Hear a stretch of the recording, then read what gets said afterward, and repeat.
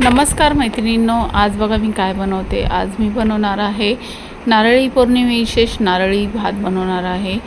मस्त असा भात, खूप टेस्टी असा भात होतो हा। तर चला तर मग वेळ न घालवता आपण बनवायला घेऊया। तर आता इथे सगळ्यात पहिलं मी कढई ठेवलेली आहे। कढईमध्ये काजू आणि बदाम मस्त असं फ्राय करून घेणार आहे तुपामध्ये। तर इथे तूप पण टाकलेलं आहे। तर काजू बदाम असे लाल होईपर्यंत फ्राय करायचे आहेत। त्याच्यानंतर मी मनुके टाकलेले, चारोळी टाकलेली आहे। तर चारोळी आणि मनुके नंतर का टाकले, कारण आहे ना मनुके लवकर फ्राय होतात, त्याच्यासाठी मी मनुके नंतरच टाकणार आहे। तर आता हे तुपामध्ये मस्त असे फ्राय होतात। नंतर आपल्याला त्याला प्लेटामध्ये काढून घ्यायचे आहेत। पाहू शकता याचा कलर चेंज झाला आहे। आता याच्यामध्ये चारोळी आणि मनुके टाकायचे आहेत। तर मस्त असं फ्राय झालेलं आहे। तर आपण आता याला ताटामध्ये काढून घ्यायचं आहे।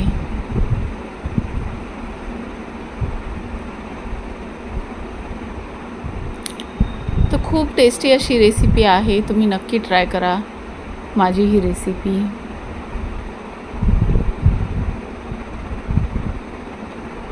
नारळी पौर्णिमेला हा भात बनवलाच जातो सगळ्यांच्या घरामध्ये। तर आता या थोड्याशा तुपामध्येच आपल्याला थोडेसे गरम मसाले टाकायचे आहेत। गरम मसाल्यामध्ये मी ना 2-3 लवंग घेतलेले आहे, एक दालचिनीचा तुकडा घेतलेला आहे आणि वेलची घेतलेली आहे 3। तर इथे मी बासमती तांदूळ घेतलेले आहेत। तुम्ही कोणतेही तांदूळ घेऊ शकता, तुमच्याकडे जे अवेलेबल आहेत ते तांदूळ तुम्ही घ्या। मी आहे ना बासमती तांदूळ एक 10-15 मिनटासाठी भिजत ठेवले होते, ते मस्त असं भिजलेले आहेत। आणि आता त्या तुपामध्ये आपल्याला थोडा वेळ फ्राय करून घ्यायचे आहेत। एक 5 मिनटं आपण मस्त असं फ्राय करून घ्यायचं आहे तुपामध्ये।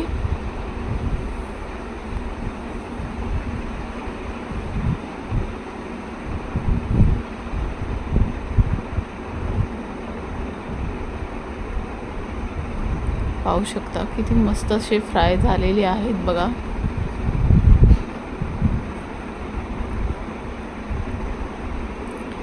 आता फ्राय झाले की त्याच्यामध्ये आपल्याला गरम पाणी ओतायचं आहे।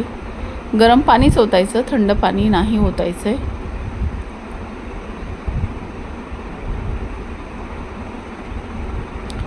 खूप सुटसुटीत मऊसूत शिजलेला भात होतो, खूप छान होतो असा भात। आता याच्यामध्ये मी तांदूळ शिजेल एवढंच पाणी ओतलेलं आहे।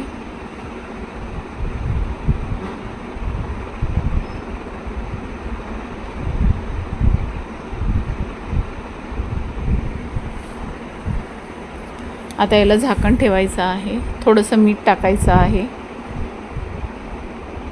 मिठाने गोडाची चव बॅलन्स होते।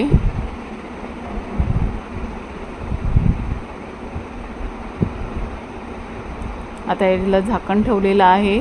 आता थोडीशी उकळी येते तोपर्यंत मी याच्यामध्ये केसर टाकलेला आहे आणि थोडासा फूड कलर टाकलेला आहे। हे ऑप्शनल आहे, तुम्हाला टाकायचं तर टाका, नाही टाकलं तरी चालतं। तुम्ही फूड कलरच्या ऐवजी हळद जरी टाकलात ना भातामध्ये तरी चालतं। फूड कलरनी कलर खूप सुंदर येतो भाताचा।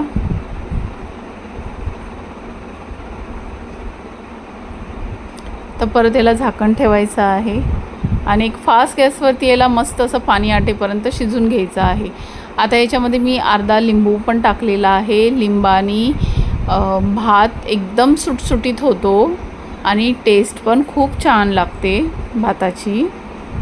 तुम्ही ना प्रत्येक खिचडीमध्ये, अजून तुम्हाला पुलावमध्ये जर म्हणजे लिंबू टाकलात ना, भाताचा टेस्ट पण बदलतो आणि भात पण सुटसुटीत होतो। तर आता याच्यामध्ये ना मी नारळ पण टाकलेला आहे। अर्धी वाटी नारळ, मी ओला नारळ किसून ठेवला होता, तो पण टाकलेला आहे। तर आता शिजतानाच टाकलेला आहे। शिजतानाच नारळ टाकला ना, नारळ पण असा मऊसूत होतो। तर जास्त हलवायचं नाही, तांदूळ असं तुटतील असं हलवायचं नाही त्याला। तर फक्त वरच्यावरही थोडंसं हलवायचं। तर पाहू शकता इथं मी फास्ट गॅसच ठेवलेला आहे। फास्ट गॅसवरती मस्त असं आपला भातातलं पाणी आटलेलं आहे। आता याच्यामध्ये मी गूळ टाकणार आहे। आता तुमचे जेवढे तांदूळ आहेत त्या हिशोबानेच तुम्ही गूळ टाका। माझ्याकडे 1/2 किलो तांदूळ होते तर 1/2 किलोच मी गूळ टाकलेला आहे। आता तुम्हाला गोड जर कमी खायचं असेल तर तुम्ही कमी पण करू शकता. आता त्याच्यामध्ये ड्रायफ्रूट्स तळलेले होते ना ते पण मी टाकणार आहे. अर्धे टाकलेले आहेत आणि अर्धे मी साईडला ठेवलेले आहेत थोडेसे, वरून भात शिजल्यानंतर त्याला सजवण्यासाठी. आता गूळ टाकला ना तर आपल्याला फास्ट गॅस ठेवायचा आहे, कारण गूळ आहे ना पाणी जास्त सोडतो त्याच्यासाठी. पण मध्ये मध्ये चेक करत राहायचे, भात खाली लागायला नको त्याच्यासाठी. आता मी आहे ना जरा बारीक चम्मच घेतलेला आहे, तर जास्त असं हलवायचं नाही. पाहू शकता मी कसा हलवते ते बघा.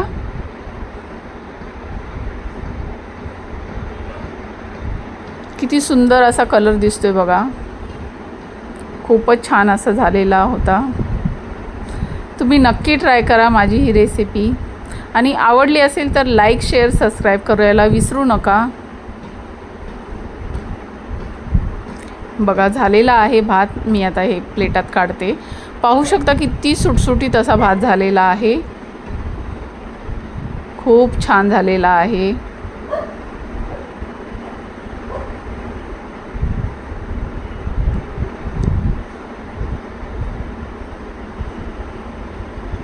मस्तच, खूपच टेस्टी असा भात आहे.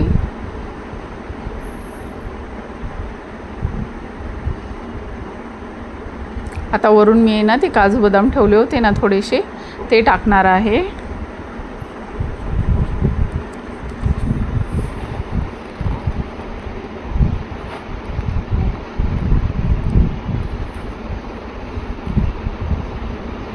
खूपच छान. या तुम्ही पण खायला. नारळी पौर्णिमेविशेष नारळी भात. खूप टेस्टी असा भात आहे. चला तर मग.